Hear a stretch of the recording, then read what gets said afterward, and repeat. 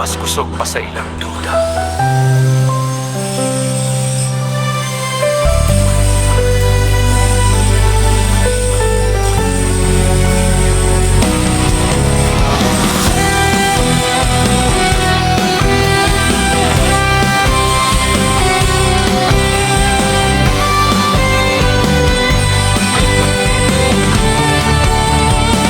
Mataghagit nga mo abot akong daw atong nga leksyon, kayang kinabuhi usa kagubad na ang kusog na asa determinasyon.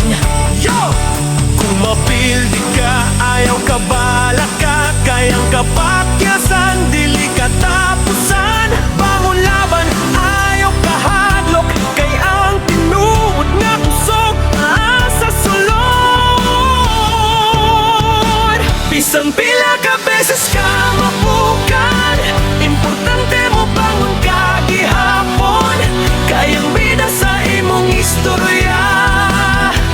Ikaw ra yun, wala na ilain pa.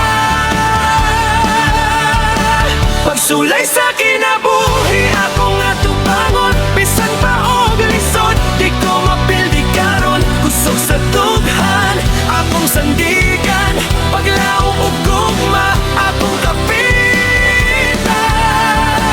Pagsulay sa kinabuhi, di ko mahadlok, matag kapagiyasan, akong tunan ug tukion, kaysa katapusan mo sidlak ra gihapon, ang adlaw sa akong damgo ug tingguha.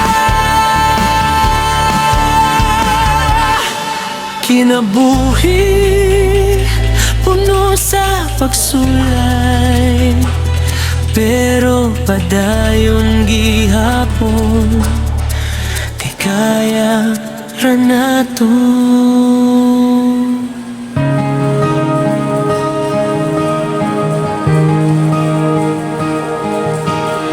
Sa kinabuhi dagan pagsulay, usahay kapoy na murag di na kaya. Mga problema sige gabot, murag bagyo nga walay hunong. Pero sa kasing-kasing na ay kahayag, paglahom nga di gud mawala. Bisan kapila pa mapildi, mubarog gihapon, di mo suko dali.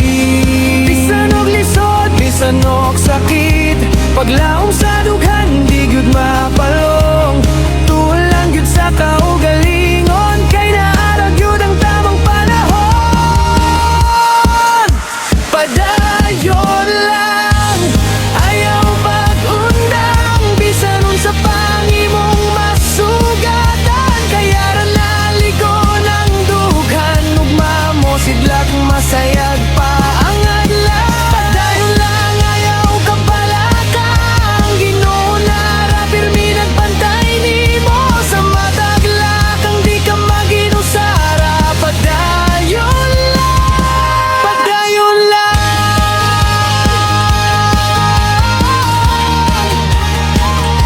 padayon lang,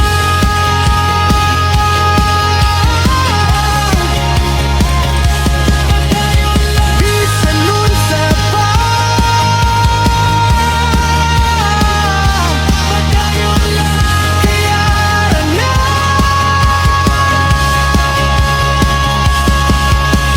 Nay mga tawo nga masaway, napud uban nga mo biyara, pero ang tinuod nga kusog naragyud sa imong kaugalingon.